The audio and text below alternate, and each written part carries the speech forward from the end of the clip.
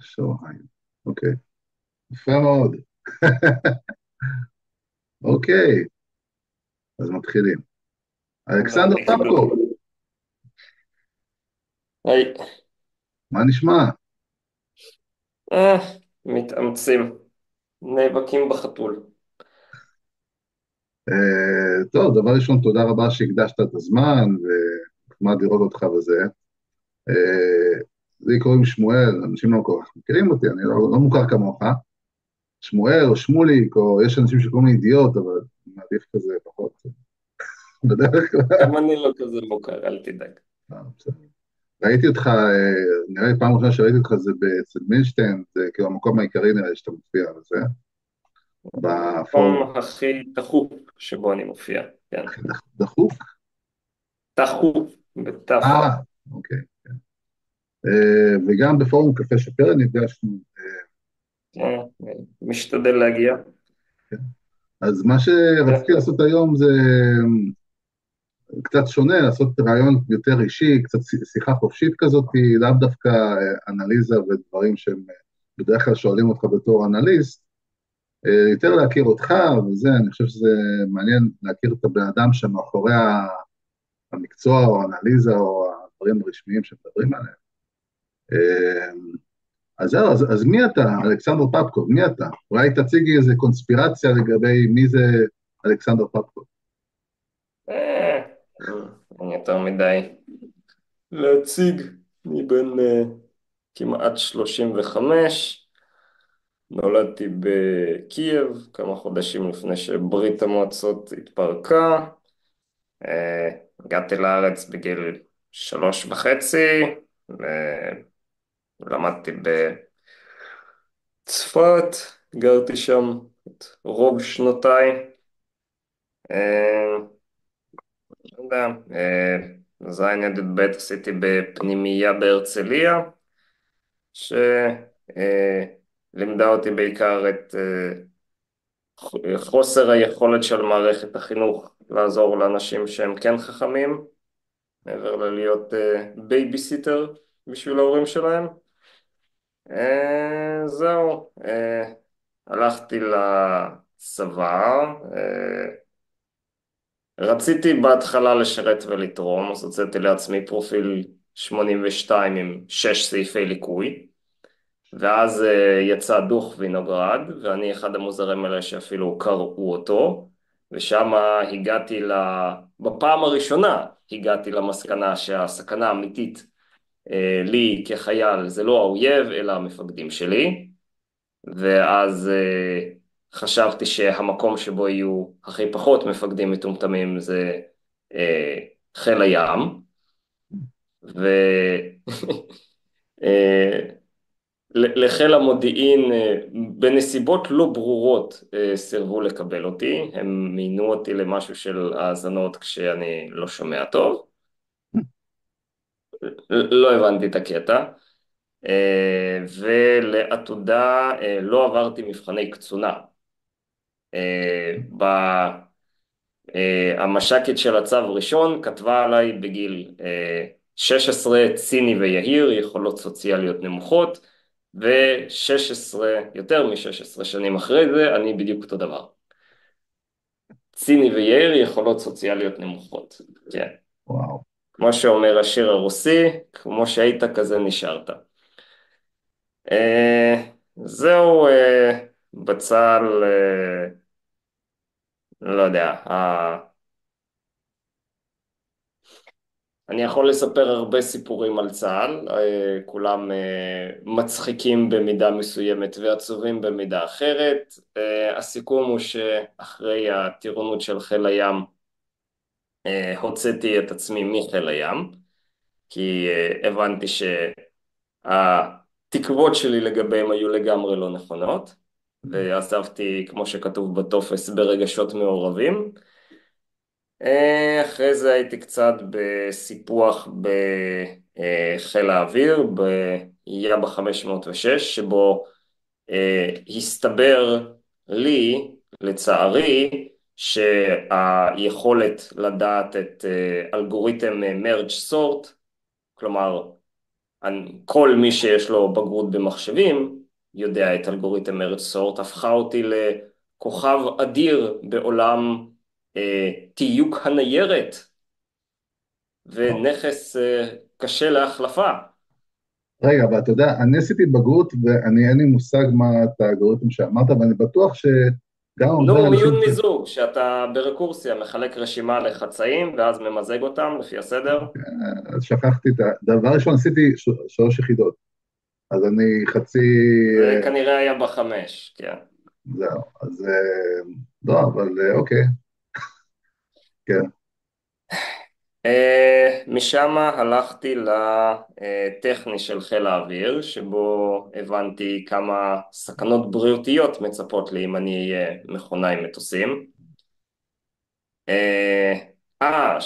דילגתי על זה שהלכתי לסמסטר אחד בטכניון לפני הצבא, ואז צה"ל בברוטליות הקדים לי את הגיוס בחודשיים, וסירב להסביר למה, וסירב אפילו לדון באפשרות של לדחות אותו, והטירונות שלי נפלה בדיוק על תקופת המבחנים. וואו, אה, באסה, אז וגם את המועדי ב' לא אפשרו לי להגיע אליהם, אז איבדתי את כל כספי שכר לימוד ללא שום החזר. וואו, כן. מבאס. מה היה, איפה אז הייתי? חיל האוויר, מחיל האוויר במערך הטכני הם בוא נגיד שלא היה לי נעים שם, ובסופו של דבר העבירו אותי לקורס, בטכני של חיל האוויר יש להם מדיניות חצי סודית, שכל מי שיש לו בעיות ברגליים, לא מטפלים בו בבעיות רגליים, כי מי שיש לו פטור מנעליים סגורות, לא יוכל להיות בחיל האוויר. אז הם מעדיפים שלמישהו יהיו בעיות ברגליים שיחמירו, מאשר לטפל בהם, אפילו עם פטור זמני, כי זה היגיון של צה"ל. כל אז לי הסיפור, היה בעיה ברגל שנגמרה בזה שהייתי צריך לבצע ניתוח על עצמי, מה? ואחרי זה הבנתי שגם חיל האוויר זה לא המקום שלי. ניתוח על עצמך? מה זה כן, זה אומר? נורא משעשע לחתוך את עצמך עם סקלפל, ממליץ לכל אחד. וואו, וואו, לא לשמוע. משם שלחו אותי להיות מש"ק אפסנאות, עשיתי קורס מש"קים, ולא סיימתי אותו כי הייתי צריך ללכת לכלא הצבאי, כי הייתי צריך להביא את סבתא שלי לניתוח, ושכחו לרשום לי את האישור יציאה. אוי, יואו, כן. וואו, בירוקרטיה אחרי במיקרו. זה, כן, שלחו אותי מה זה היה? לשלישות ברמת גן, ואז הייתה כלבה שקרנית בדרגת סגן, שסיפרה לי איך אפשר להגיע בשעתיים מראש פינה לרמת גן באוטובוס. הציור הבסיסי שבקו אווירי במסוק אי אפשר להגיע בשעתיים, לא שכנע אותה, ואז הכרחתי אותה להעלות אותי למשפט צבאי. סגן מפקד הבסיס הסתכל עליי, הסתכל עליה ונתן לי קנס של 100 שקל בשש תשלומים על זה שבזבזתי שעה מהשעות עבודה שלו, ובסוף קיבלתי את הדרגה, את הקידום בתפקיד הכי מטופש שיכול להיות, שלחו אותי לפיקוד צפון, שזה מרחק הליכה מהבית, כדי שאני אהיה, תנחש, מה עשו עם מישהו שלא התאים לתפקיד בשש מקומות שונים? נתנו מש"ק, לי לנהל 25 מיליון שקל בשנה את תקציב המזון של פיקוד צפון. וואו, וואו, איך, כאילו, לא אישית, אלא מעליי היה רב נגד לשעבר שהפך לאזרח עובד צה"ל, שהוציא לעצמו תעודה שבגיל 45 הוא שכח איך לקרוא ולכתוב. מה? למה הוא עשה את זה? כאילו, בשביל, כי אז אין אף מסמך שהוא חתום עליו.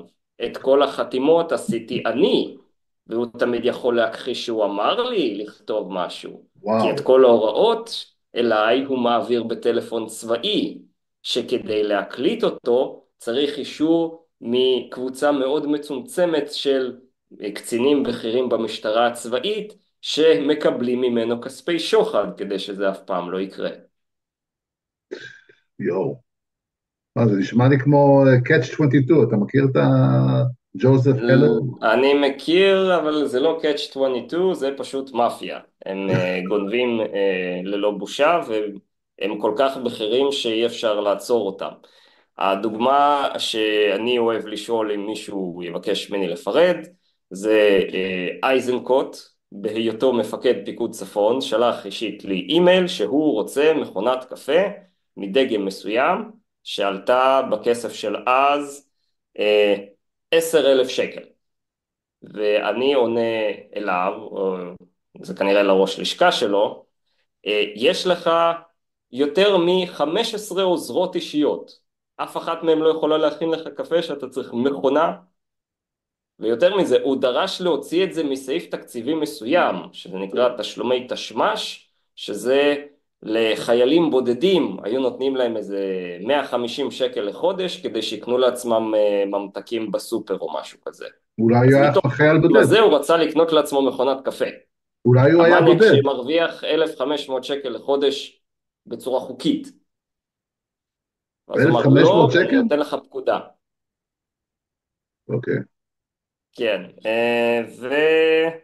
וברגע שהגעתי לדוח הרבעוני הראשון, והתחלתי להבין את ההפרש, את ההפרשים בתקציבים, אני לא יודע למה חושבים שהנהלת חשבונות זה קשה, זה די פשוט למי שיש לו שליטה בסיסית באקסל, נו לא בסיסית מתקדמת, וראיתי שאני צריך לא לעשות יותר שום דבר ממה שאומרים לי ולהעיף את עצמי משם מהר לפני שאני הופך לאיפשהו בין שותף לפשע לעד מסוכן. ואז ביצעו נגדי 2.5 ניסיונות רצח, מה? והגענו לסיכום שאני אהיה עריק, אשב כמה שבועות בכלא, ואקבל פרופיל נפשי כדי שהעדות שלי לא תיחשב. רגע, תחזור לניסיונות רצח, זה כאילו, עברת על זה כאילו, זה דבר טבעי כזה, אתה יודע, פה ושם ניסיונות רצח, מה זה אומר? מי? מה? לא, אף פעם לא ראית שמישהו לוקח אבנים של 2 קילו וזורק על מישהו שישן על ספסל באמצע בסיס צבאי? לא ראית פחות, דברים כאלה אף פעם? או פחות, שמישהו ראיתי כמה דברים. מחכה למישהו שיושב על כיסא ומנסה לקפוץ עליו בזווית שתשבור לו את הצוואר? מי זה לא חיילים, ראית כאילו, דברים כאלה אף פעם? סתם חיילים שהיו איתך שם? מי זה? לא, זה לא סתם חיילים, זה אותו סמי וקנין.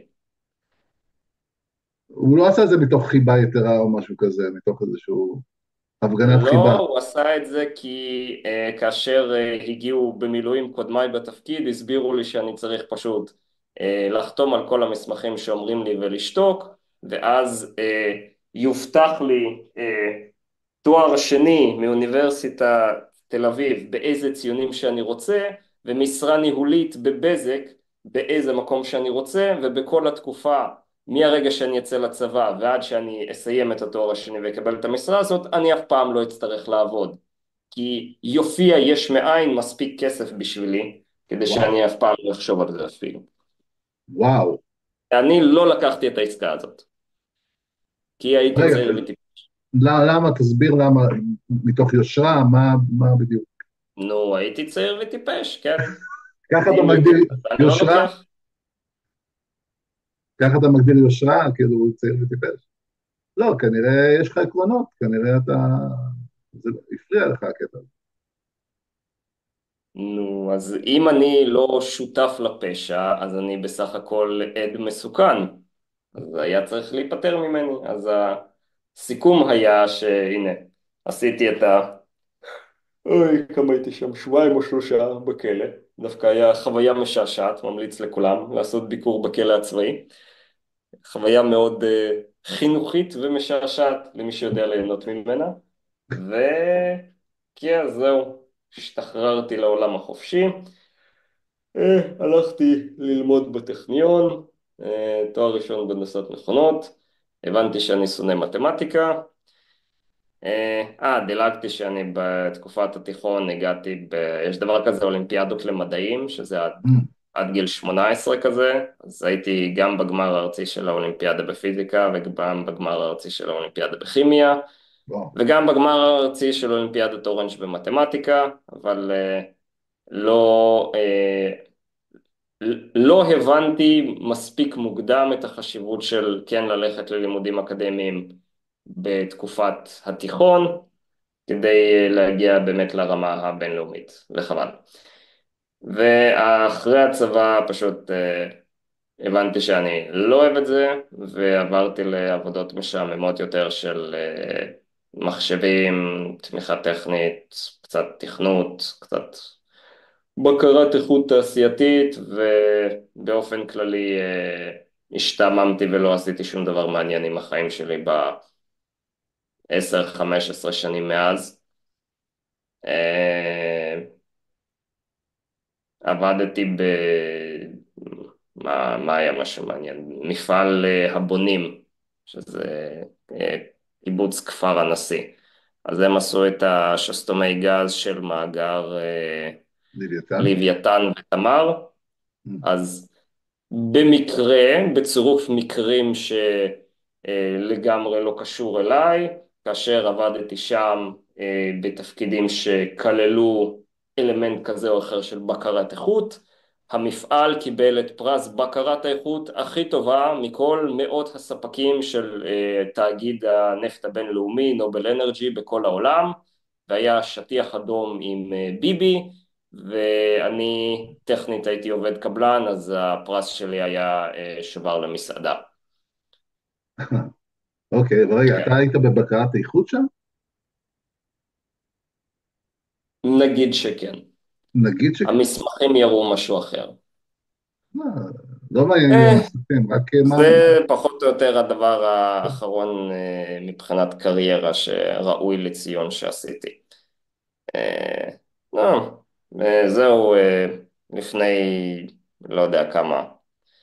היה לי את ידיד מהטכניון, עוד איתי בנימין סנדלר, שהייתי מדבר איתו באימיילים על דברים ביטחוניים, אז הוא אמר, הנה אורי מילשטיין, התחלתי לצפות בו עוד כמה שנים לפני זה, הוא אמר, הנה, שלח לו אימייל, וכשהתחילה זה של המלחמה באוקראינה, אז צצו עשרות, אתה יודע, מומחים ביטחוניים, ואחד אחרי השני הסתבר שלאף אחד מהם אין מושג מה המציאות, ויותר גרוע, יצורים כמו גרשון הכהן מסתמכים על כתבות ב-CNN כאילו הם מייצגות את המציאות, או יותר גרוע את ההיסטוריה, ויותר מזה, הם הולכים לדיונים של הממשלה ונותנים המלצות למדיניות של מדינת ישראל בנושאים כאלה על בסיס שטויות שהם ראו ב-CNN.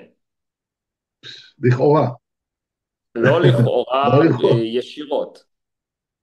זה פייק ניוז. תערובת של שטויות שהם ראו ב-CNN ושטויות שהם קראו באינטרנט, והם מערבבים את שני הדברים האלה, כאשר הם לא יודעים להבדיל בין מציאות לפייק, פייק.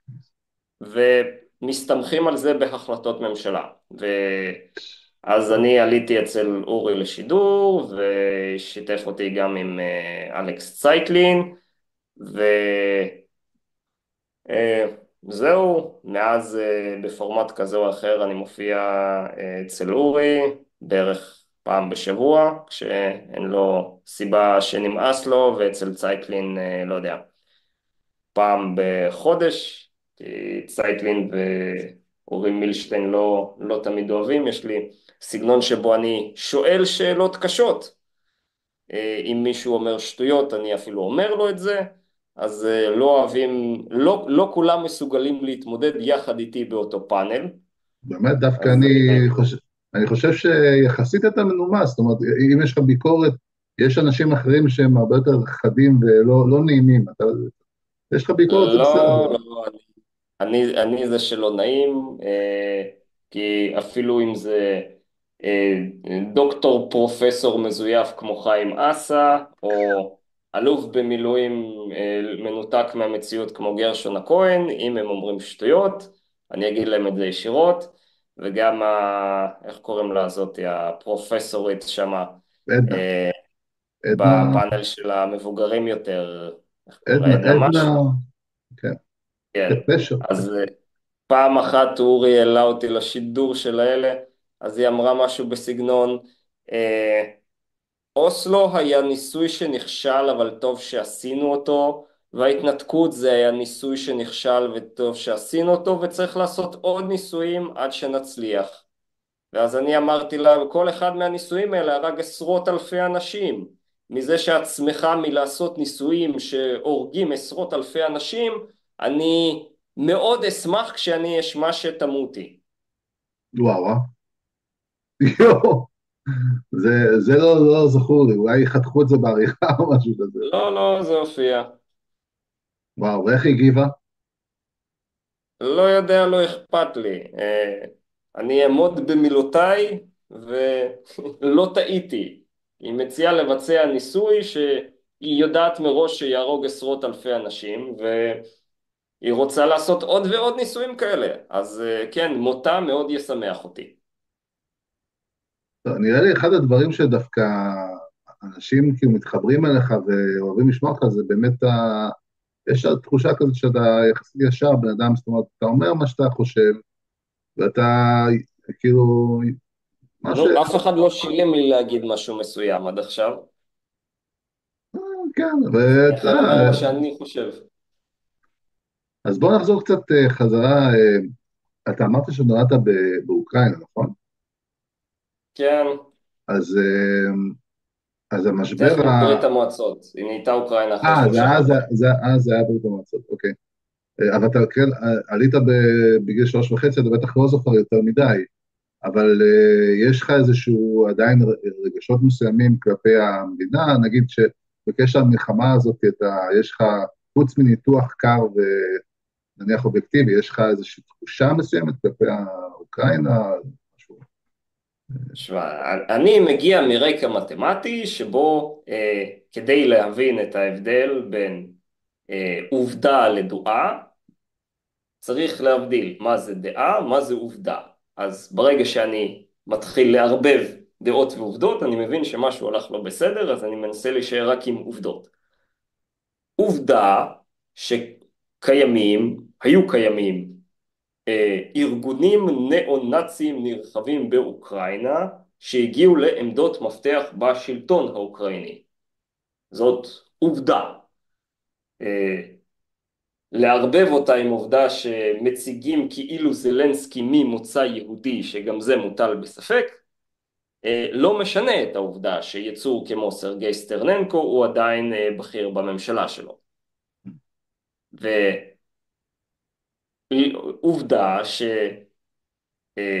שהטיפוסים, לפחות מהצד האוקראיני, ביצעו פשעים מחרידים. ואותי משמח כאשר הורגים נאצים. מצד שני ברוסיה גם כן יש פושעים מחרידים נאצים, כמו, איך קוראים להם?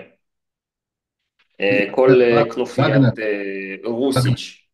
אז גם אותי משמח שרוסיץ' נהרגים בהמוניהם. בשאלה מי מהם אני מעדיף שינצח, כמובן אני מעדיף שהשלטון הרוסי יתפרק, אבל מצד שני אני גם הייתי מעדיף שהנאצים באוקראינה יענשו. ואני בגדול מאחל הצלחה לשני הצדדים, ובשאלה מי יותר פושע בכוונה, זה כנראה האוקראינים, כי הרוסים עושים פשעים שאפשר להגדיר אותם בטעות, אבל האוקראינים מבצעים פשעים בכוונה.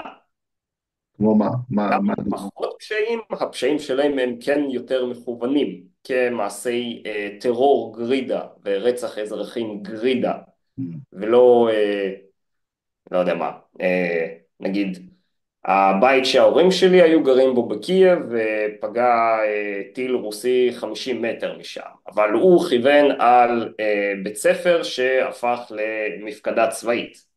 אז זה לא שבכוונה ניסו להפציץ בתי אזרחים, אלא כן ניסו לפגוע במטרה צבאית ולא פגעו בה, כי הרוסים הם דפוקים כושלים.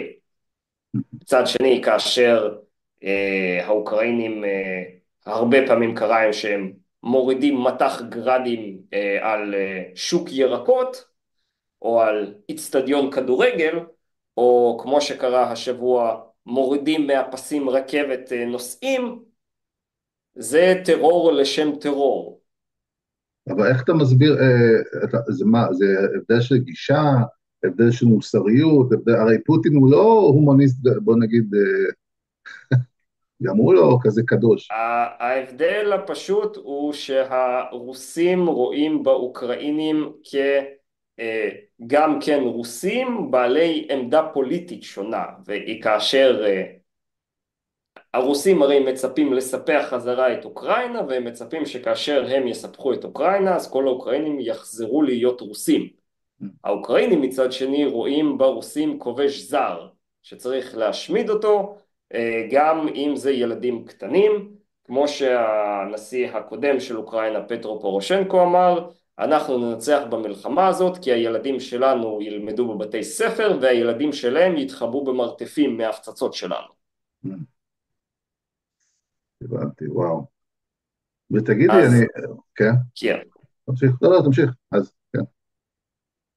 לא, אז בגדול הגישה הרוסית כן הייתה, הם אימצו את זה כממש שיטת לחימה עוד בסוריה של האנשים המנומסים. הם אוהבים במערב להגיד האנשים הירוקים של פוטין, אבל הביטוי שהם משתמשים בו זה האנשים המנומסים, כי הם כשיטת לחימה, הרי בכל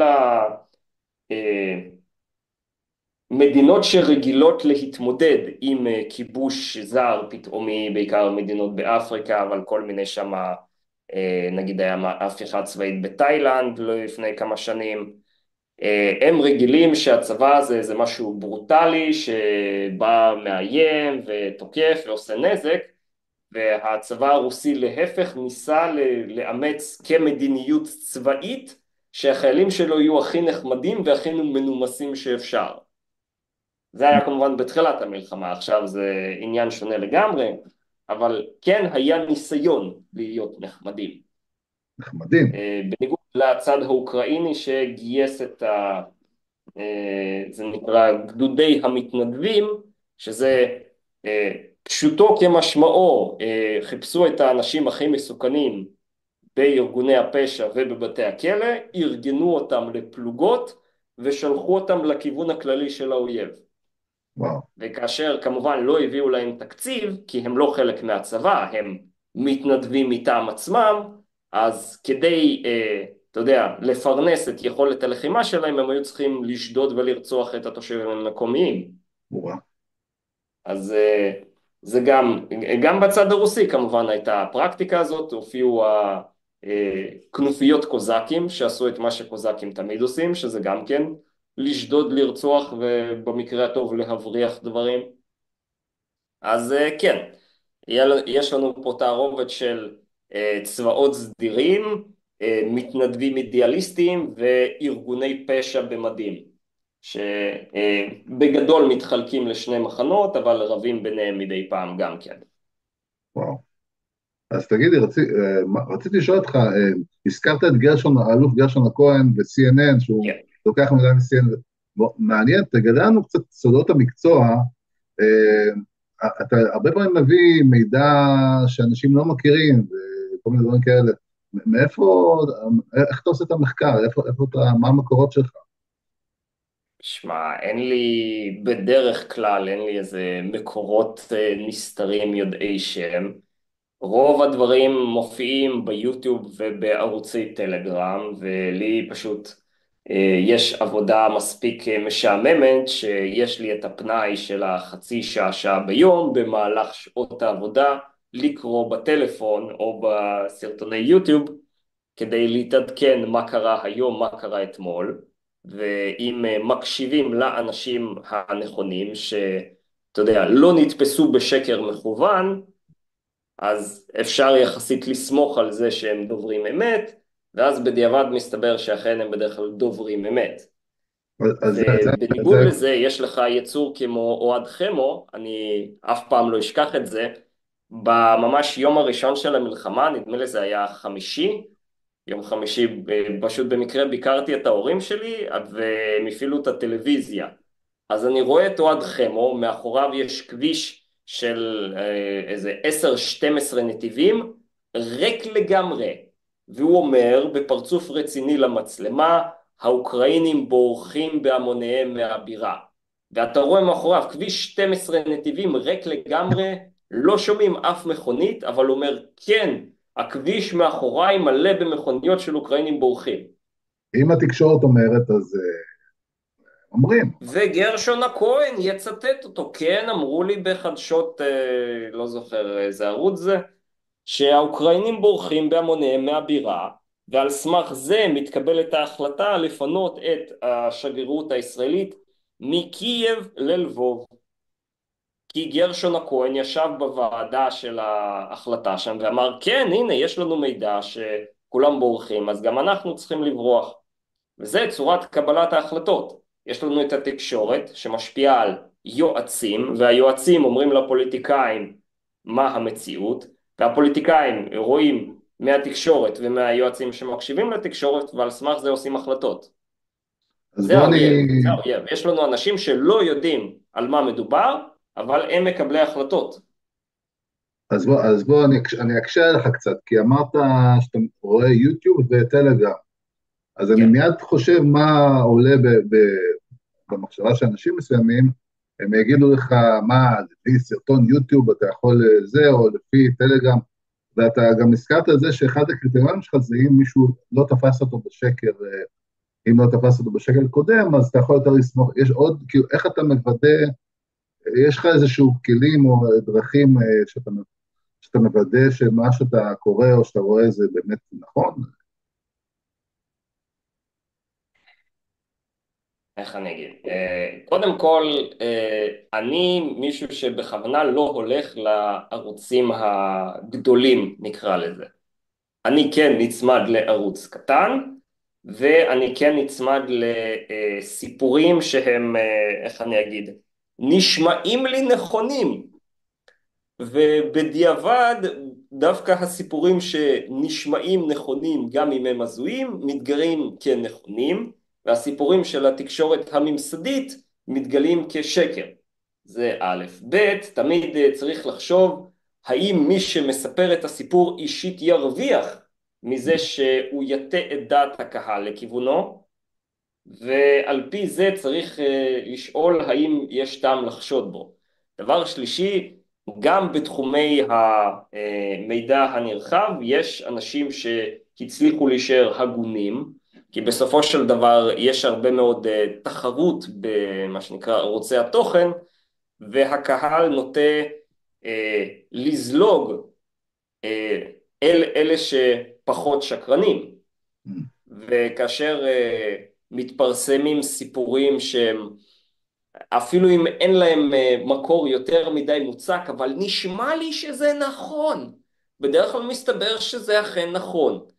אז יש פה תערובת של ניסיון עם שיטתיות, אבל להגיד לך שיש לי איזה אלגוריתמים סודיים מתוחכמים שאני בודק מה נכון ומה לא, לא הייתי אומר. מצד שני, אני גם תמיד יכול לעצור ולהגיד הנה טעיתי במשהו, ולא להתבייש בזה, כי בסופו של דבר, בגלל שאני לא מומחה, אז מותר לי לטעות. הבעיה שלנו זה שאנחנו סומכים על מומחה, וברגע שמומחה אומר שהוא מומחה, אז אם הוא יגיד שהוא טעה במשהו, מטילים ספק ברמת המומחיות שלו. אז הוא יישאר עם השקר שלו עד הסוף המר, במקום להודות שהוא טעה במשהו. וככה אנחנו מגיעים להרבה הרבה מצבים בעייתיים. יש גם הרבה אנשים שהם לא מוגדרים מומחים, אבל הקטע של האגו, הרי אנשים נשואים לדעות שלהם, כאילו שהם מרגישים שאם אתה מפריך להם איזה משהו, זה כאילו כמעט הרגת אותו, אתה יודע, זה משהו... זה לא כמעט, אתה באמת הרגת את המוניטין המקצועי שלו. אם הוא מומחה והוא טעה לגמרי, אז אי אפשר יותר להזמין אותו להיות מומחה, יימצא מומחה אחר שטעה פחות ממנו, והוא ייקח ממנו את הפרנסה. דוגמה, הגישה של דוקטור מינשטיין, אחד הדברים שאני אוהב, הוא גם, אני חושב, הוא יודע להודות בטעות, הוא גם יש לו פחות אגו, לשים את האגו בצד, לשים את ה... ויותר שאיפה לאובייקטיביות, זה דברים שאני מעריך, אני חושב שזה חסר כן, בחברה שלנו. אפשר להתווכח איתו ולא להסכים איתו על דברים בלי שהוא יתבכיין בנושא.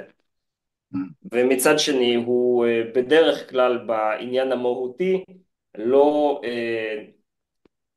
איך אני אגיד את זה? הוא יכול לטעות בעובדות, אבל לא בכיוון שאליו העובדות מובילות. כן. מצד טוב, שני הוא נצמד לרעיונות שהם כן די נכונים. יפה. ותגיד, רציתי לשאול אותך לפני זה, משפחה, לגבי המשפחה, יש לך אחים, אחיות, או שאתה בן יחיד? יש לי אח אחד צעיר, אה, גם כן לא עשה שום דבר מעניין. שים איזה תואר במחשבים, עובד בבדיקת תוכנה, כמו שאר אה, המשועממים. עברתי גם בתקופה וזה, פעם. נו, נו, מה לעשות? הרווחת יפה. בסדר, אתה יודע.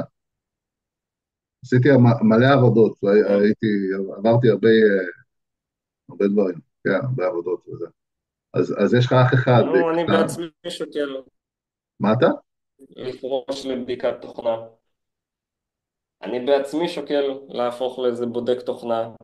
מה אתה עושה יהיה עכשיו? לי מה, בעבודה כזאת שעה ביום, שעה ביום? משהו של IT. Hmm, נו, כל עוד אין קריאות, או שאני מטפל בקריאות יותר מהר מהצפוי, מה שקורה הרבה, אז כן. וואו, נחמד. אז אתה אמרת בטכניון, רגע, יש לך תואר מהטכניון, או שבסוף מה... כן, כן, תואר ראשון בהנדסת מכונות. זה היה קשה בשבילך? או זה כאילו... קשה זה שאלה של מאמץ, כי וציונים במבחנים זה שאלה של יותר מזל מאשר כישרון, כי נגיד, לא יודע, את אלגברה 1, חזרתי על הקורס הזה 3 פעמים כדי לקבל ציון עובר, אבל מצד שני פיזיקה 2, הקורס שבו הכי פחות השקעתי בכל הלימודים שלי, כי אה, בהרצאות הייתי יותר מרוכז בלהתחבא מחברה לשעבר, מאשר להקשיב למרצה, ואת השיעורי בית לא היה תרגיל אחד בשיעורי בית שפתרתי בלי רפרנס, חוץ מתרגיל אחד שלא הצלחתי לפתור עם הרפרנס, אז הלכתי למתרגל שיפתור לי אותו, והוא הופיע במבחן.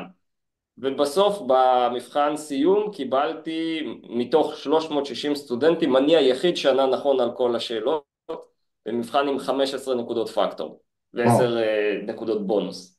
אז קיבלתי 120 ציון סופי במבחן. וזה הקורס שהכי מעט השקעתי בו בכל התקופה.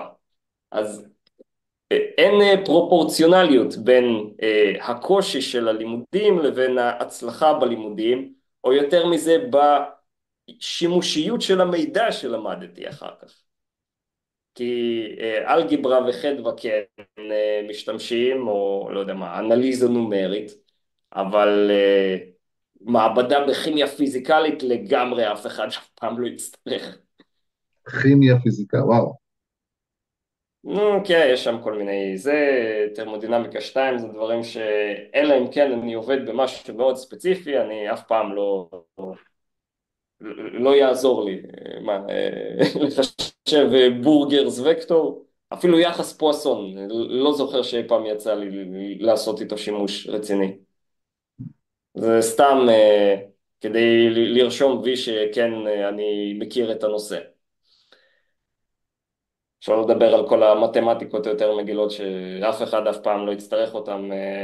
קיים לנו וולפרם מתמטיקה בחיים כבר 15-20 שנה. זה מיותר לגמרי, אבל צריך לעשות את המבחן, כי ככה עשו גם לפני 50 שנה.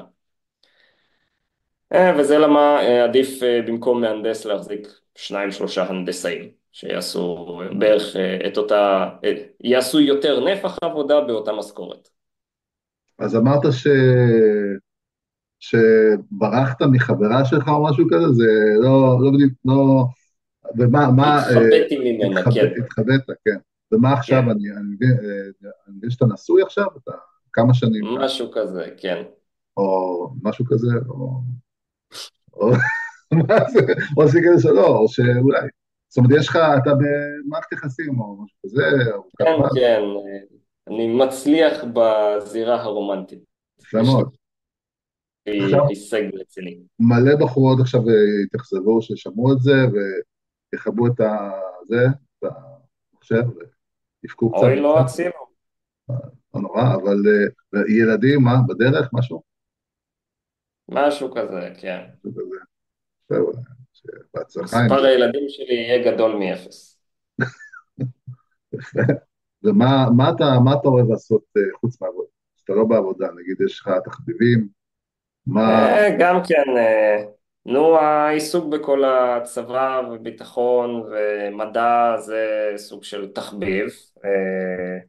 אתה קורא ספרים? במשחקי מחשב אני מבזבז יותר מדי זמן. יפה, גם אני. אה, לא הרבה כל כך, כשהייתי הפרויקט צעיר. הגדול שלי, שאני מתעצל לסיים אותו, זה יש לי עיצוב חדש ומהפכני לקורקינט, Hmm, וכאשר אני אעזור את האומץ של להשקיע את ה-300-400 שעות עבודה בפיתוח מדפסת תלת מימד, אז אני אצא איתו לשוק.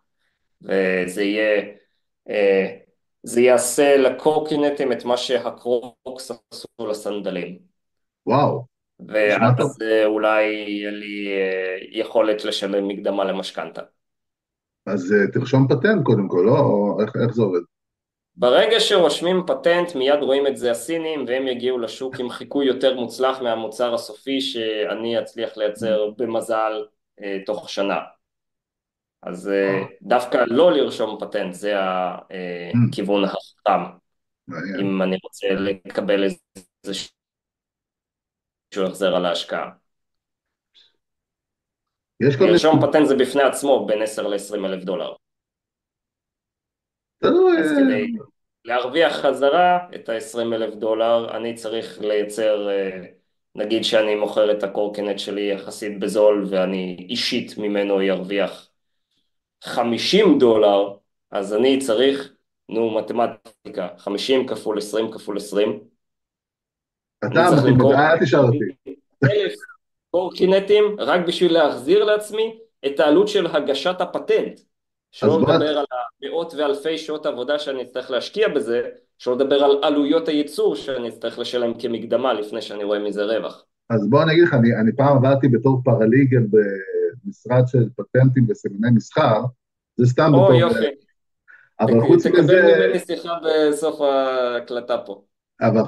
גם רשמתי שתי פטנטים בארצות הברית, זה היה מאוד זול, זה היה בסביבות $200 או משהו כזה, או לא זוכר, כמה מאות דולרים, פשוט מצאתי עורך דין שעוסק בזה, ויש כזה דבר שנקרא פטנט אימפרוביזורי או משהו כזה, שזה זמני, זאת אומרת שזה לשנה אחת, זה לא פטנט מלא, זה פטנט שאחרי זה אתה יכול להפוך אותו למשהו, זאת אומרת, אוקיי, יש סוגים שונים, אז זה אומר, וגם לא כל סוג ואיזה החזר על ההשקעה קיבלת מהפטנט?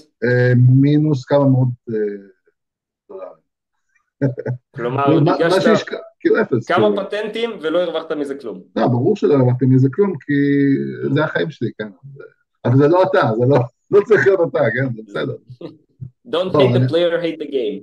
כן. כן, לא, אבל אני אומר, פשוט יש כל מיני אופציות, זה לא כזה יקר, אולי תבדוק את זה, אבל יפה, תשמע, יש לך רעיונות, תלך על זה, אתה יודע, דברים כאלה, לפעמים פטנט כזה יכול לסדר אותך לחיים כזה, כלכלית. כן, אבל המציאות של ימינו היא שכל מוצר שמופיע בשוק, אם הוא לא מוצר של תאגיד גדול שיש לו את המשאבים הפיננסיים להחזיק משרד עורכי דין משלו, כן, כיועצים משפטיים, אז הסינים פשוט יגנבו לי הכל ואני אשאר במינוס.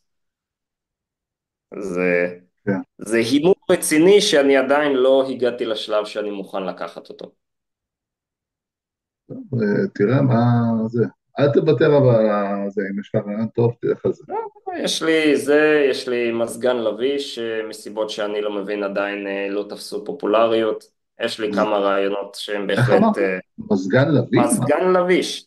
התחילו לביש? לייצר מזגן גרסאות לביא. שלהם, אבל העיצובים עצמם עוד הפעם לא נוחים. זה תמיד מדהים אותי שכאילו בונים מוצר אנשים שלא חושבים איך ישתמשו בו. זה כאילו, יש איזה, אני יודע מה, מנהל מחלקה בכל מיני תאגידים גדולים כמו איזשהו, לא יודע מה, סוני או שיומי, וכזה הסגנים שלו רוצים שהוא יפוטר, אז כשהוא מגיע עם רעיון לא טוב, הם אומרים לו כן, כן, זה יצליח, ואז התאגיד מבזבז על זה כסף, ואז מפטרים את המנהל הזה כי הרעיון שלו היה לא מוצלח, ואז הסגן שלו מקבל את הקידום. זה ככה אני רואה את זה מבחוץ. זה נשמע תיאוריות קונספירציה מאוד, זה, יכול להיות. נו, לפי כמות המוצרים הכושלים שהם מצליחים להוציא לשוק, ככה זה נראה. שמע, בתעשיית הבידור יש לך את תאגיד דיסני שהצליח לייצר כישלון אחרי כישלון אחרי כישלון מבחינת הסרטים והסדרות שלו, והם ממשיכים לחזור על אותם כישלונות, אפילו שהם מאבדים מיליארדים, מיליארדים, ולא רוצים להשתנות. אז או שהם מקבלים מקורות הכנסה אחרים, או שיש פה מערכת שבה למישהו יש אינטרס שההנהלה תהיה כושלת. למי יהיה אינטרס שההנהלה תהיה כושלת? למי שמועמד להחליף את ההנהלה הזאת. זה התשובה ההגיונית שלי לתסריט הזה. יכול להיות שיש קונספירציות יותר מטופשות שאני לא יודע. ככה זה נראה לי מבחוץ. יכול להיות, יכול להיות. אז מה, אנחנו יכולים באותה מידה להשוות בצה"ל. מי רוצה שלא ננצח? ההנהלה הבכירה כולה כושלת. בצבא, בפוליטיקה, במשרד הביטחון, במפא"ת, בכל אחת מזרועות הצבא, ההנהלה הבכירה כושלת, ואז השאלה למי יש אינטרס שכל ההנהגה הצבאית, ביטחונית של מדינת ישראל תהיה כושלת, או לאלה שרוצים להחליף אותם, או לדרגות היותר נמוכות, שהם מקווים שהם יעופו ואז הם יקבלו קידום יותר בקלות. מה, ברמה כזאת שלא אכפת להם שהמדינה תלך לעזאזל כל עוד ש... נו, תראה, יש לנו בבירור את התומכי BDS ותומכי מרץ שרוצים מדינה פלסטינית, שמטרתה המוצהרת היא השמדת שארית השטח הישראלי, אז הם מצפים איכשהו להרוויח מזה. הם ירוויחו כמו מה, כמו מי שהרוויח מאוסלו או משהו כזה, או בסגנון. היו כאלה שהרוויחו מאוסלו, כן, הם קיבלו תפקידי עמית מחקר במכון כזה וכזה. לך תחפש איפה ציפקה דריפקה לבנת, או אהוד סוחר הסמים אולמרט, או אהוד מגדל הקנאביס ברק, איך הם קיבלו חוזים של עשרות ומאות מיליונים לכיסם. אנשים מסוימים אישית הרוויחו על חשבון המדינה שהפסידה, אבל הם אישית הרוויחו מזה. כן, כמו בדומה למשבר הקורונה, מה שהיה בבלגן של הקורונה, בפשע הזה שעשו. גם, קורונה זה היה פשע נגד האנושות שהעונש עליו הוא מוות. הפרה של חוקי נירנברג, של אמנת הלסינקי, כל מי שהיה מעורב בתו הירוק, כל מי שהיה מעורב באכיפה של התו הירוק, ביצע פשעים נגד האנושות. ובדומה לקודמיהם בשנות ה-40, הפשע היה כל כך גדול שלפוליטיקאים היה תמריץ לא להעניש את האשמים, במיוחד כשהאשמים זה הם עצמם, ומנסים פשוט להשכיח מאיתנו את האירועים האלה, שזה משעשע בפני עצמו. כן, כאילו עברנו הלאה למשבר הבא. דרך אגב, יש עכשיו בבית הלבן, באתר של הבית הלבן, העלו כזה דף של מקורות הקורונה, שזה ה-lab theory, שזה שהגיע מהמעבדה, שזה עכשיו זה כאילו כבר כאילו ידוע רשמית, ורשום שם גם הקטע של מסכות, שלא היה מחקר, לא היה באמת מחקר שמראה את היעילות, והסגרים, הסיפור שם הוא כל כך אפל שאנשים, המוח שלהם לא מסוגל להתמודד עם זה.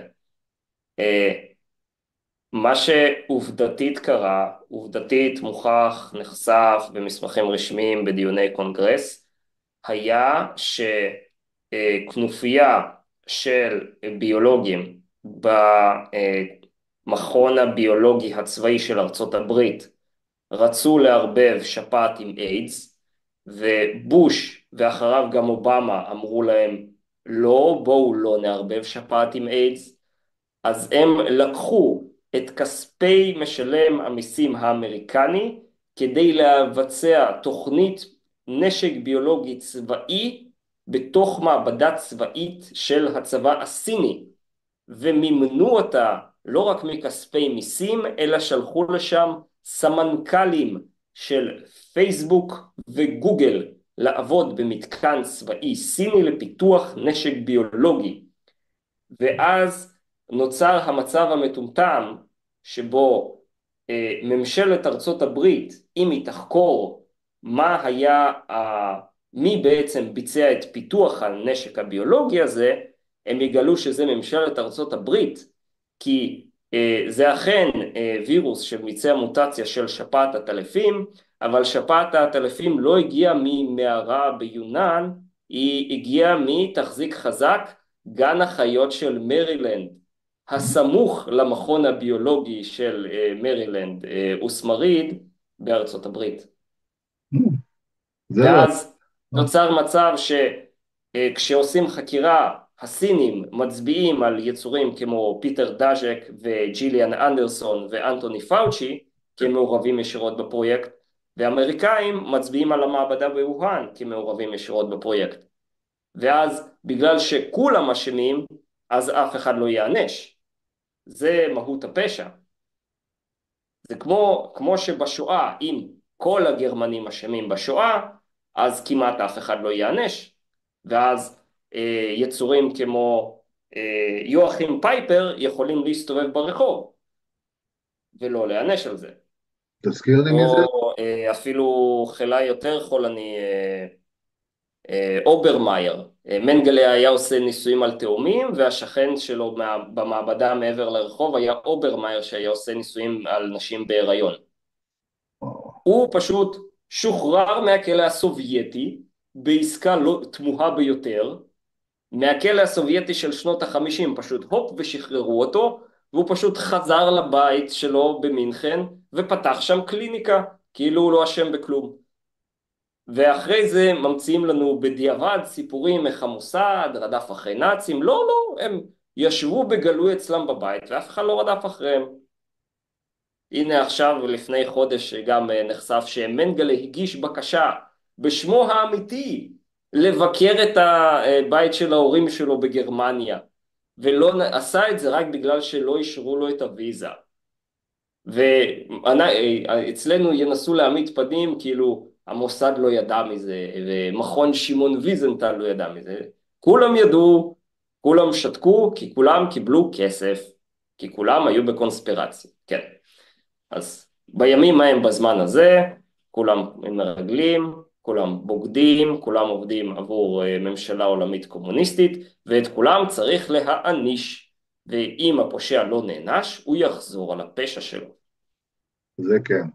ותגיד, לדוגמה, מה שסיפרת עכשיו על הפושעים האלה, הגרמנים, המקורות של זה, זה בעיקר מספרים שאתה קורא, או שמאמרי, מאיפה אתה מביא את זה בעיקר, דוגמה, משהו כזה?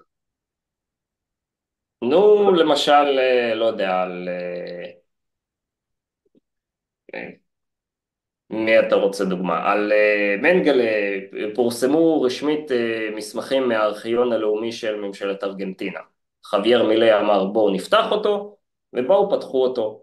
יותר מזה, זה סיפור שהיה ידוע ללא גיבוי מסמכים, עוד 10-15 שנים אחורה היה תוכנית בערוץ ההיסטוריה שנקרא Hunting Hitler, שבה הם עשו את המאמץ המינימלי שבמינימלי ללכת שם ארגנטינה ולהתחיל לחפש נאצים, וכמובן מצאו אותם. אז פה עוד הפעם, סיפור של זקנים הזויים, ברגע שנפתחים הארכיונים, מתגלה כנכון לגמרי. כן. ופה יש עוד הפעם את העניין של האם זה נשמע נכון או לא, ויש כמובן סיפורים שהם הזויים מדי בשביל להיות אמיתיים, ויש מצד שני סיפורים כל כך הזויים שהם חייבים להיות אמיתיים. כמו שאומרים, אם ככל שהשקר גדול יותר, זה משהו אחר, אבל זה קשור. שקר גדול מאוד, אז כבר אתה חושב שזה יותר אמין כביכול, יש איזה משהו פסיכולוגי שקורה שם. שמע, היה לנו בשנה שעברה, מול הפרצוף של כולם, ג'ו ביידן, סנילי, חולה, גוסס, מת, מטומטם לגמרי, אבל CNN אמרו שלא. והטלוויזיה משקרת לנו שזה הג'ו ביידן הכי בריא, הכי חד אי פעם, ועכשיו פתאום הוא חולה בסרטן וצריך למות. איי, איי, איי. זה, כן, שקרים, שקרים ועוד שקרים, כן, הקינוח. נו, אצלנו בישראל, מה, כל הפרשיות המטופשות של ביבי, כאילו, הם מצפים מאנשים להיות חסרי היגיון לגמרי, כאילו, כן, אם אני אגיע כאורח לבית של מיליארדר, אני מצפה שכמו שאתה מציע לאורחים שלך קפה, תה ועוגייה, אז לי יציעו סיגריות, שמפניה ורודה וקוויאר. כן, זה נורמלי. אבל מנסים לייצר מזה פרשיות מטופשות. מצד שני, כאשר שופטת בית המשפט העליון מזייפת את תשלומי הארנונה שלה, או הבן של היועמ"שית גונב אפוד קרמי מחייל אחר, או נשיא בית המשפט העליון מכתיר את עצמו אחרי שהוא זייף את השם שלו במסמכים כי הוא בניגוד עניינים כאשר תובעת אותו עיריית תל אביב על אי תשלום, אנחנו אמורים להבליג על העניין הזה. כי עוד הפעם, הם כולם פושעים, ואת כולם חקירת מס הכנסה פשוטה תקפל למאסר עד תום ההליכים. וזה הסיבה שלא עושים את זה. כי ברגע שיחקרו, יסתבר שכולם פושעו. אבל תגידי משהו, לדוגמה, נגיד עכשיו שמאלנים או אנשים בעלי דעה שמאלנית צופים בשידור בהקלטה הזאתי, ואתה אומר את הדברים האלה, הם מיד יגידו, קונספירטור, שהתחילו כל מיני רציונליזציות, תירוצים, או בקיצור, הם ידחו את מה שאתה אומר. איך אתה מסביר זאת אומרת, מה זה חוסר יושרה מסוימת, או שאנשים לא רוצים לראות את האמת, או אנשים זה חשיבה קבוצתית, all of the above, איך אתה רואה את זה? למה אנשים לא מסוגלים לראות את הדברים האלה, הברורים האלה? השמאל, הקולקטיביזם, הסוציאליזם הוא דת. והאנשים האלה לא מבינים על עצמם שהם פנאטים דתיים, שלא מסוגלים לשנות את הדעה שלהם לגבי משהו. אפלטון היה אומר שהצורה לבחון האם אדם הוא משכיל או לא, זה שהוא מסוגל להחזיק בראש שלו דעה שמנוגדת למה שהוא חושב. והשמאלנים לא מסוגלים להחזיק בראש שלהם דעה שמנוגדת למה שהם חושבים על משהו. הם לא מסוגלים לחשוב מכיוון הפוך על איזשהו נושא, כי יש להם פנאטיות דתית. יש להם אדמו"רים, והאדמו"רים אומרים להם בדיוק מה לחשוב. האדמו"רים שלהם הם לא רבנים יודעי הסמכת תנ"ך, לא יודע אפילו איך עושים אותה, אלא זה מגישי חדשות ופוליטיקאים וכל דבר אחר, וכאשר אומרים להם שאילון מאסק הוא הדבר הכי טוב בעולם, הם מעריצים אותו, וכאשר לוחצים על כפתור וכל החדשות מספרים שהוא הנאצי הכי גרוע בעולם, הם יוצאים לשרוט ולשרוף טסלות. אבל זה תגיד, אנשים הם פנאטים דתיים ופרימיטיביים, בדיוק כמו הזבל של החות'ים שיוצא במצעדים של מאות אלפי אנשים לצעוק מוות לאמריקה, מוות לישראל. זה הם משהו, פשוט לא מבינים שהם דתיים פנאטים, בגלל זה כל עוד אומרים להם שתי מדינות לשתי עמים, הם יצעקו שתי מדינות לשתי עמים. וכשהם יצעקו אתה ראש אתה השם, הם יצעקו אתה ראש אתה השם, ואף אחד מהם לא יעצור. כי זה טבעם של הפנאטים הדתיים, הם ילכו יילחמו וימותו עבור המנהיגים הדתיים שלהם. אבל זה משהו ייחודי לשמאל, אתה חושב? כי הרי חשיבה קבוצתית יכולה מתבטאת בכל קבוצה, זאת אומרת, הם יכולים... פה השאלה היא איך אתה מגדיר שמאל וימין. אני מגדיר את השמאל כתומכי קולקטיביזציה. כל האנשים שאומרים שצריך לפרק את היחיד ביחס לקבוצה, כי הקבוצה יותר חשובה, הם שמאלנים קולקטיביסטים. במה שנקרא ימין, דווקא יש את הגישה ההפוכה, שכל אחד צריך לדאוג לעצמו, וצריך קבוצות של אנשים שמתוך האינטרסים האישיים של עצמם מתאגדים לקבוצה יותר רחבה, זה יותר הדעה השולטת בימין. ש"ס הם שמאל בדיוק כמו מרץ, זה שהם אורזים את עצמם במעטפת של תורה ומצוות, לא הופך אותם לפחות שמאלנים שרוצים לחלק את הרכוש של כל שאר העולם ולחלק אותו לפי ראות עיניהם על ידי הממשלה. ש"ס הם בדיוק אותו שמאל, הם פשוט מעמדים פנים שהם לא שמאל. זאת אומרת, שמאל נקרא חברתית וכלכלית. מבחינה מדינית, מבחינת לאומית הם לא שמאל, כן, מבחינה חברתית.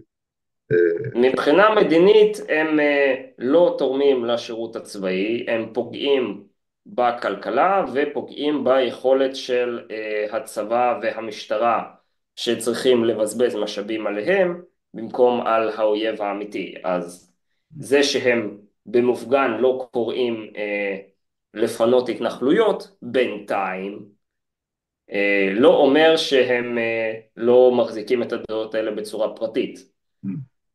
או לפחות מעשית.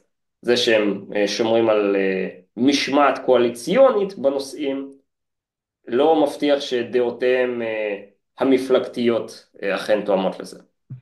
אוקיי, בואו נחזור, רציתי לשאול, הרי אתה, איך זה נקרא, הנדסאי, או איך אתה מגדיר את זה, או שאתה,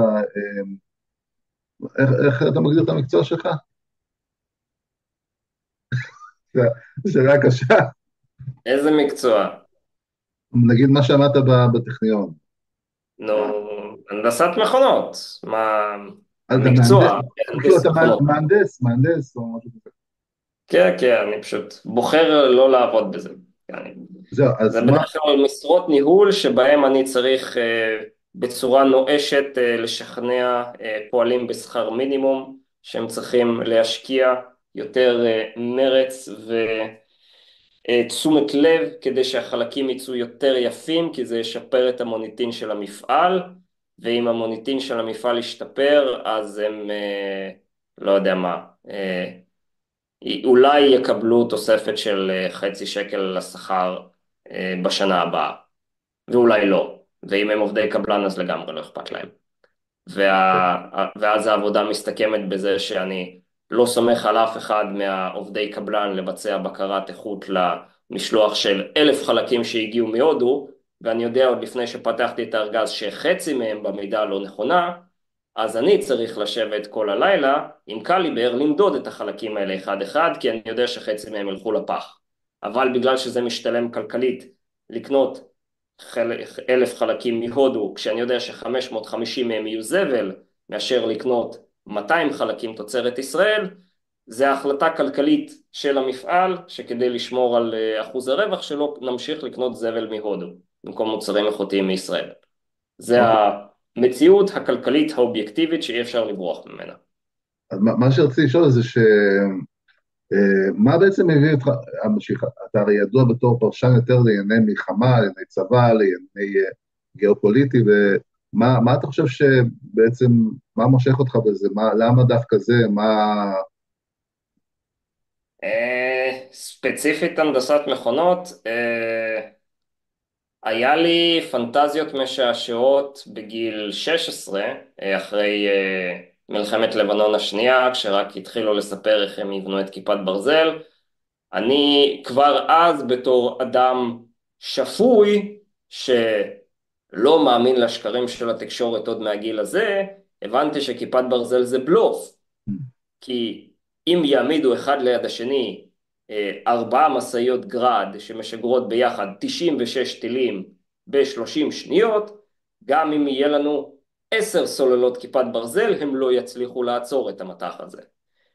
יותר מזה, היה ברור עוד מהמלחמות של שנות ה-90, שכאשר מי שמפעיל את המסויות גראד האלה הוא מיומן, הוא יכול להכניס את כל ה-96 טילים האלה בשטח בגודל מגרש כדורגל, ממרחק של 20-30 קילומטר. הסיבה שאנחנו איכשהו מנצחים את המלחמות שלנו, זה שאנחנו נלחמים מול אויב מטומטם לגמרי. ומספיק שלאויב יופיעו קצת יועצים צבאיים לא מטומטמים, אנחנו כצהל, כמדינת ישראל, נובס מהר מאוד. והיה לי פנטזיות שאני אלך לעתודה אקדמית, ובגדול אבנה את אותו הוולקן עם קליבר יותר גדול, וזה יפתור לפחות זמנית את בעיית הטילים. ובגלל שלא התקבלתי לעתודה אקדמית, אלא עשיתי חרטה בצה"ל, אז לא יצא לי לממש את הרעיון הזה, ויותר מזה הבנתי שגם לו הייתי מנסה, האויבים היו עוצרים אותי, כמו שעכשיו עוצרים אותי עם ההזיה המטורפת של גלאי המנהרות. הם פשוט מעמידים פנים שהמוצר הזה לא קיים כבר 100 שנה בגרסאות כאלה ואחרות. הם פשוט מספרים, האויבים, אין לנו דרך לאתר מנהרות, אין לנו דרך לאתר מטענים שקברו, מי זה, מי לא אומר, קיים המכשיר הזה. אתה רואה אותו באלי אקספרס ב-4,000 שקל, אבל הוא לא קיים. מי אומר אתה את זה? פשוט צריך מי לא זה? להאמין לעיניים שלך. מי זה? מי אומר את זה? מי האויבים? מי זה? ראש תחום תת קרקע במפא"ת, קצין הנדסה ראשי של צה"ל ומנכ"ל משרד הביטחון. וזה מה זה? סגירות מחשבתית? זה חשיבה קבוצתית? מה זה? לא, לא שחיתות במפורש. הם בכוונה לא רוצים לקנות מוצרים אזרחיים שזמינים בשוק, כדי שיהיה להם תקציב לפתח מוצר משלהם, שאולי יהיה זמין בעוד הרבה שנים. כמו שהם בזבזו מיליארדים של מיליארדים על המערכת לייזר הזאת, שהטווח האפקטיבי שלה הוא 2 קילומטר, והיא לא תעבוד לא בשטח עירוני, ולא בשטח מיוער, ולא בגשם, ולא בחבסין, ולא בהרבה מאוד דברים, וכל זה בהנחה שהאויב לא יעשה את הצעד הפשוט של לצבוע את הטילים עם צבע לבן בוהק של קירות. וואה, עד כדי כך. כן, כן, עד כדי כך. הם פושעים, 3 חיילי גבעתי שמתו אתמול, מתו בגלל הפושעים האלה. יש ציוד למצוא מטענים קבורים, יש רחפנים, יש מכשירים בגודל של מחזיקים ביד אחת שיכולים לאתר מנהרות לעומק של 50 מטר. אפשר היה לתלות אחד גדול כזה על מסוק, לעבור מעל כל עזה, למצוא את כל המנהרות בחצי יום. עם ציוד שלאנשים פרטיים יש בארץ, היה אפשר לעבור את כל ציר פילדלפיה, למצוא את כל מנהרות ההברחה בחצי יום. הם בוחרים לא לנצח, הם רוצים שהאויב ינצח אותנו במלחמה, כי הם ירוויחו יותר כסף אם אנחנו נפסיד, כי אז המדינה תצטרך להשקיע עוד יותר במחקר ופיתוח של המוצרים שהם מונעים את ייבואם לשוק הביטחוני. רגע, אבל זה המציאות המטורפת. אולי זאת שאלה טיפשית, אני לא כך מכיר, אבל הרי זה לא כסף שהולך אליהם כיס, כשאתה בארגון, זה לא כסף שהולך כן, זה אליהם כן. מהכיס, זה כן? בטח שזה כן. אתה מקים חברה פרטית, והחברה הפרטית מחלקת לך משכורת בתור המנכ"ל. אבל אתה מדבר על מערכת הביטחון, לא צה"ל או מערכת הביטחון, כן. אז זה לא פרטי, זה שייך, זה כן פרטי. זה פרטי. נגיד, עם הלייזר, היה את איך קוראים למניאק? נוצרה כנופיה של 5 אנשים, שזה חיים אסה, יצחק בריק ועוד איזה 3 שם, שהם התחילו לצעוק בכל הערוצי תקשורת לייזר, לייזר, לייזר, ואז מהשטויות שהם צועקים, השתכנעו היועצים של הפוליטיקאים, ואז היועצים של הפוליטיקאים אמרו לפוליטיקאים לצעוק לייזר, לייזר, לייזר, ובסוף בחבילת הסיוע הראשונה של האמריקאים, הוכנס סעיף של 5 מיליארד שקל, אך ורק לטובת הלייזר, ונחש מי יחליט לאן ולמי יחולקו ה5 מיליארד שקל האלה? הכנופיה של חיים אסה ויצחק בריק, כי הם מומחי הלייזר הגדולים בארץ. הם אלה שצעקו לייזר לייזר ראשונים, אז הפוליטיקאים שמעו מהיועצים שלהם שהם מבינים הכי הרבה בלייזר, אז הם יחליטו מי יקבל חתיכות מה5 מיליארד האלה ומי לא יקבל. וכמובן יקבלו החברים שלהם שיחזירו להם ישר לתוך הכיס. וואו, ותגיד, דבר ראשון, איך משנים את זה? וגם עוד שאלה, חקירת מס הכנסה, לא קשה, ממש לא קשה, חקירת מס הכנסה, הם כולם גנבים. אז מס הכנסה מתעלמים, כאילו, הולכים על הגנבים הקטנים, כאילו, על האזרח הקטן, ומתעלמים פתח עכשיו את ה-Chat GPT, קופיילוט, מה שזה לא יהיה, תחפש כמה פעמים ראש רשות המיסים או שר האוצר בישראל הורשעו ונשלחו לכלא. שר האוצר גם? היה לנו שרי אוצר שנשלחו לכלא, היה לנו ראשי רשות מיסים שנשלחו לכלא, היה לנו ראשי אגפים של מס הכנסה שנשלחו לכלא, על קבלת ונתינת דבר במרמה. כן, גם הם בעצמם פושעים.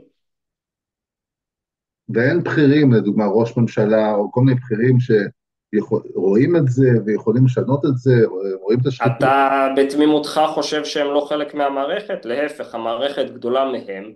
אם הם היו מפריעים למערכת, לא היו נותנים להם להישאר בפסגה שלה, או אפילו להגיע לדרגות הבינוניות. וואו. אז מה אפשר לעשות? יש לך רעיון איך אפשר לשנות את זה? חקירת מס הכנסה אבל לכל עובד מדינה בכל דרגה. אז זאת אומרת, לפי חוק לעשות, כאילו, נגיד, כל שנה מס הכנסה בודקת את הדרגות. לא כל שנה, יש לנו מחשבים וכל זה. זה לא כזה קשה למצוא כשמישהו מחביא כסף. יש לו יותר כסף ממה שאמור להיות לו. זה לא מסובך לגלות, זה פשוט צריך לרצות לחקור את זה. והם לא רוצים. כן. נו, קיבלנו הדגמה, טעימה קטנה, כאשר דוז' רק התחילו לגעת בחקירות שם בארצות הברית, איזה סכומים, איזה סיפורים, איזה שחיתויות הם מצאו שם. וזה רק בכמה, 3 חודשים שנתנו להם לעבוד, באופן זמני וחלקי ועם גישה לא מלאה. ונראה לי מאסק זה עוד בארצות הברית פרש, שיש לה יותר אכיפת משפטית מאשר בישראל. פה בישראל כמה אנחנו נמצא, אם רק נחפש. ונראה לי מאסק נראה לי כבר פרש או משהו כזה, לא יודע מה. היה איזה קומבינה שאסור לו להיות עובד זמני יותר מ-120 יום, כן. נראה לי מאחורי אבל הקלעים נראה לי הוא התייאש או משהו, לא, יכול להיות. אף אחד לא נזרק לכלא מכל החקירות האלה. אף אחד לא במעצר עד תום ההליכים. אם הם תופסים פושעים על חם עם הוכחות, ואף אחד מהם לא בכלא, אז במה זה עוזר? הם פשוט יפתחו מחדש את הפושע שלא נענש, יחזור על הפשע שלו. אז תראה, זה הם דבר, בזבזו לעצמם את הזמן ואת הכסף בזה שהם חקרו אותם עם אף אחד לא במעצר. בארץ זה דבר אחד נגיד שבן אדם, יש תאוות בצע ואנשים גונבים, כמובן שזה בפני עצמו זה רע, אבל כשאתה עושה את זה ואתה מסכן את הביטחון של המדינה, ושזה עולה בחיי אדם, זה פשוט נו, יש לנו פרשיית המימד החמישי. קטר. פרשיית המימד החמישי, רמטכ"ל לשעבר, ראש שב"כ לשעבר, מנכ"ל משרד הביטחון לשעבר, מכרו את המידע האישי שלנו, יחד עם נשק סייבר התקפי, למדינת האויב קטר, בתיווך המרגל הרוסי וקסלברג. זה קטר גם גייט זה אמיתי. וגם זה הגיע ישירות לאיראן. רמטכ"ל, ראש שב"כ, מנכ"ל משרד הביטחון, בגדו במדינה. אבל אין אכיפה במודע בררנית. ישירות תמורת סכומים מצחיקים של 1,000,000 2,000,000 שקל כל אחד. בגדו, צריך להוציא אותם להורג על בגידה, והמדינה לא עושה את זה, כי למדינה אין אומץ. להעניש את הפושעים. זה לא רק אומץ, זה גם אכיפה בררנית, כמו שזאתי אמרה שאין אכיפה בררנית. אם זה היה הפוך, מהצד השני של המפה הפוליטית, זה היה הסיפור היחידי שהם מדברים עליו פחות או יותר מאז. טוב, לא יודע מה מצב לא קל, בוא נגיד כך. כן. טוב, ולקראת סיום, רציתי לשאול עליך קצת, כבר דיברתי קצת על זה שאתה עושה רושם של באדם ישר, מה, מה ערך או עיקרון שאתה מנסה לחיות לפיו? מה, יש לך ערכים שאתה מודע להם וחשוב לך, נתת דוגמה שלא סירבת להיות שותף לשחיתות שם בצבא. הדבר הלא נכון שאני עושה זה שאני משתדל להיות במצב שבו אני מצטער רק על דברים שלא עשיתי, ולא להיות במצב שבו אני מצטער על דברים שכן עשיתי. זאת אומרת, אוקיי, אתה אז נזהר, יש הרבה דברים שהייתי צריך לעשות ואני לא עושה. כמו מה הדוגמה? נו, כמו לדוגמה, לשתף פעולה עם הכנופיית אה, גנבים הקטנה המסוימת הזאת. כלומר, היית צריך תקציב לעשות, המזון של צה"ל. היית צריך לעשות כביכול, אם היית מושחת, כן, ואז הייתי היום מיליונר במשרה בכירה בבזק או משהו. אבל כנראה אתה בדומה כמוני קצת, אני לא רואה את הכסף כערך עליון, משהו כזה, יש לי ערכים שהרבה יותר חשובים מאשר... מצד שני, עם כסף יכולתי לעשות הרבה יותר דברים שימושיים, כמו לא לדאוג האם אני אוכל להשיק את הקורקינט המהפכני שלי בלי להיות חייב משכנתה. כן, ברור, יש לזה מחירים, זה אין ספק שיש לזה הרבה מחירים. אבל זה טוב שיש אנשים, אנחנו צריכים עוד אנשים כאלה. אנחנו צריכים עוד הרבה כדי לשנות פה את זה המציאות. לא עניין של אנשים כמוני, זה עניין שאנחנו צריכים להעניש את הפושעים. זה מאוד פשוט. יש גנבים, ברגע שנעצור את הגנבים, כמות הגנבים תפחת, וכמות הכסף הנגנב תפחת. זה קל מאוד. כן, זה גם נכון. הבעיה זה שיש אנשים שמאמינים לגנבים שהם לא גנבים. ואפילו זבל כמו גלנט, אנשים יוצאים להפגנה לא לפטר את גלנט. כן. דרך אגב, אני גם הייתי בחיל הים, ואני מעריץ את השייטת. אני כמו איזה מהשייטות? 13, איזה כיף. אה, השייטת. כן. נו, ואפילו את השייטת בגדו בהם עם הצלילות בקישון, ואז ניסו לסרב לממן את הטיפולים שהם עשו. הרי הם יכלו לצלול במקום שהוא לא מורעל, והרי היה ברור להם שהמקום הזה מורעל, ובכוונה נתנו להם פקודה כדי שימותו צעירים יותר, כדי שלא יצטרכו לשלם להם פנסיה ביטחונית לתקופה יותר נו, ארוכה. אז הם חסכו לעצמם כסף בזה שכל האנשים האלה חלו בסרטן. עד כדי כך אתה, בשביל למנוע את הפנסיה, עד כדי כך. או זה, או שזה היה מתוך רשלנות אולי. פגיעה בביטחון המדינה, שאנשים יוכלו פחות לשרת במילואים כי הם חולים מדי או מתים. אז יש לנו או בגידה למען כסף, או בגידה למען בגידה.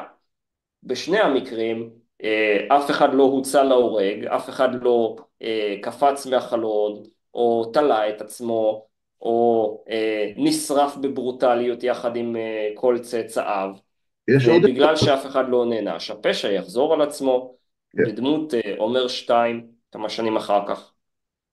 איך אמרת, עומר? אתה לא זוכר את סיפור עומר 2? לא. אולי כן, אבל שם לא מוכר. היה חיסון אנטרקס מזויף מורעל אה, שפותח על ידי אנטוני פאוצ'י בשנות ה-90.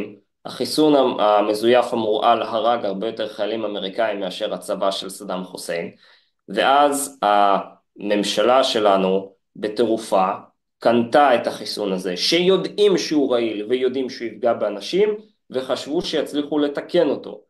והמטורפים האלה כפשע חסר מחילה, אה, במקום לייצר אותו שוב, ייצרו את אותו דבר מרכיבים שנועדו לתרופות של חיות, כלומר באיכות יותר נמוכה, ואז הכריחו חיילים בטירונות של צנחנים להזריק לעצמם את הדבר הזה, אחרי שהם חותמים על טופס ויתור רפואי.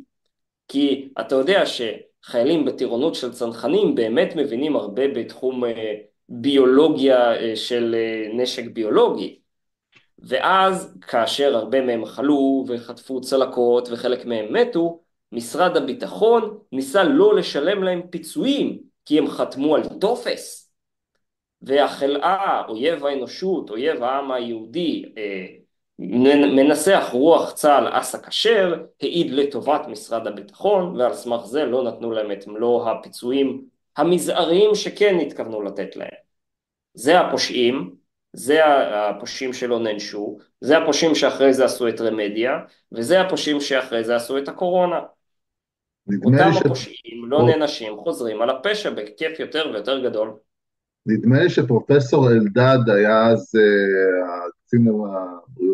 קצין הרפואה הראשי בצה"ל, נדמה לי, כי אני מכיר את הפרשה הזאת, פשוט לא זכרתי את השם, אבל אני קצת מכיר, כן. אה, וואו. אה, נו, זה שאף אחד מהחיילים האלה לא לקח את הרובה וירה במי שהזריק לו את זה וירה במי שנתן לו את הטופס. ככה הגענו לרמדיה, ככה הגענו לקורונה. כן, רמדיה גם מי שהייתה אחראית, אחרי זה קידמו אותה, אני לא זוכר את השם, קידמו אותה מה אחרי זה? עכשיו קידמו אותה, היא עכשיו. עכשיו מחזיקה בתפקיד בכיר במשרד הבריאות. משתלם הם לי, פושעים, הם לא נענשים, הם עושים פשע יותר ויותר גרוע. נכון, אוקיי. עוד שאלה, מהי משמעות בשבילך? מה אתה חושב ומה אתה מוצא משמעות? אפשר להגיד משמעות החיים, אפשר פחות מזה, אה, מה בשבילך? לא יודע. אני אין שואל. לי יותר מדי מחסור במשמעות, אני הייתי מרוצה לגמרי לעבוד בעבודה משעממת, לשחק במחשב ולראות סרטונים מצחיקים כל היום, אבל הטמטום של יצורים כמו חיים מסה שהגיעו לדרג יועצים למקבלי החלטות, מאלצים אפילו אותי להתווכח מולם בכל במה שאני יכול. אני דווקא חושב שחיים מסה הוא נכס, כי אם תיקח ב-99% אתה פשוט צריך להקשיב למה שהוא אומר ולעשות הפוך. אז זאת אומרת, נכון, זה פשוט, לדעתי זה... נכון. הבעיה זה שיש הרבה פוליטיקאים שלא מבינים שצריך לעשות בדיוק ההפוך ממה שחיים מסה אומר, ואז הם עושים שטויות. אני אזכיר שהיצור הזה אך לפני שנתיים צעק שאנחנו צריכים להחזיר את הגולן לסורים. וואו, טוב. ותגיד, מה אתה רוצה להיות שתהיה גדול? מה השאיפות? יש לך... מה זה גדול? יש לי כבר שערות אפורות. לא רואים. תהיה גדול. מה השאיפות? יש לך... איך... שאיפות שאני אפסיק להתעצל, לממש את אחד פטנטים. ההמצאות שלי טוב. ושהשקעה תיתן לי החזר על ההשקעה. ואז אני, עם הכסף הזה אממש עוד כמה דברים, ואז יהיה לי כסף בכוחות עצמי לפתור בעיות מטומטמות כמו זה שאין גלאי מנהרות. אם היה לי עכשיו אפילו 20,000 שקל במזומן, הייתי בכוחות עצמי קונה גלאי מנהרות, בכוחות עצמי נוסע לגבול עזה, עושה וי של הלוך ושוב ופשוט מפרסם בתקשורת את המפה של כל המנהרות ההברחה מתחת לציר פילדלפי, ובזה הבוגד העם היהודי נתניהו היה צריך להסביר למה הוא לא משמיד את המנהרות האלה. אז דבר ראשון, אל תוותר על הרעיונות שלך, אני מאמין בך. אני מאמין בך, אתה ותעשה... מאמין בי ברמה של להשקיע 100,000 שקל? אם היה לי 100,000 שקל הייתי משקיע בעצמי. נו, אז תאמין לי. צריך שמישהו יותר עשיר ממך יאמין בי, כן. נכון. אבל יש כאלה, יש. יום אחד אולי, כן. חוץ מזה גם, אני חושב, אתה מכיר את דוגמת אבי זלינגר? כן. יש כל מיני אנשים שאני חושב שאם נשתף פעולה, כי הוא גם, הוא בן אדם חכם, הוא יודע לחקור, יש לו כוונות טובות, לדעתי, והוא רוצה שתהיה פחות שחיתות וזה. בסופו של דבר, אם נשתף פעולה, כל מיני אנשים שבאמת יש לנו ערכים משותפים ומטרות משותפות וכולי, אני חושב שיש סיכוי לשנות דברים פה במדינה. הסיכוי היחיד לשנות דברים זה שאנשים שיש להם יכולת גם כספית וגם טכנולוגית בפני עצמם, בהסתר, מהמערכת הגדולה יותר לעשות דברים לפני שישימו לב ויעצרו אותם, שלא יפריעו להפסיד. זה האנשים שיש להם סיכוי. זה האנשים שבפועל משנים דברים. אז בסך כל הכל, השאר זה פשעים ושחיתויות. אתה פסימי, או שיש לך תקווה לאנושות בכלל ולעם ישראל, יש לך בכל, אתה אופטימי בזה, או שאתה לגמרי פסימי? נו, אנחנו בצומת מאוד ברור. רוב העולם המשכיל התפכח מהקומוניזם, אבל יש הרבה אוי, אנשים מאסיה, אפריקה ודרום אמריקה שכן תומכים בקומוניזם, ובסופו של דבר נגיע למאבק שבו אחד הצדדים יצטרך להיות המנצח, או שנממש את הייעוד של ספינות חלל בשאר הגלקסיות, או שכולנו נידרדר חזרה למצב של סומליה, פשוט עם נשק יותר מתוחכם מקלשניקים. ואחד הצדדים ינצח, ואני מקווה להיות בצד המנצח, אם כי זה לא מובטח. ושאלה אחרונה, מסר לעולם, מסר לעם ישראל, יש לך איזה מסר שאתה רוצה להעביר, משהו לזה? אה, תסמכו על שקרנים שימשיכו לשקר, גם אם זה שקרנים שאתם אוהבים. יפה מאוד, אהבתי. אז וואו, זה היה ממש מעניין, זה היה יותר טוב ממה שציפיתי. ו- ותודה רבה, אני מקווה שנתראה בהמשך, ואולי בפורום קפה שפירא, ובכלל, אה, אפשר מדי פעם לתפוס אותי שם, אתה יודע שהם עושים מפגשים בשישי בפעם בחודש, מפגש חברתי כזה. כן, לא, גם, השבוע שעבר פספסתי, אבל הפעם הבאה אני מקווה להגיע. כן, יש הרבה אירועים נחמדים, אבל תבוא גם אתה גם מוזמן לבוא להרצות. לעשות אולי לא, תראו אותי לסביב שולחן הפיצוחים שם. אוקיי, גם טוב. בסדר, אז תודה רבה ונשמח להיות בקשר, כן. ונדבר.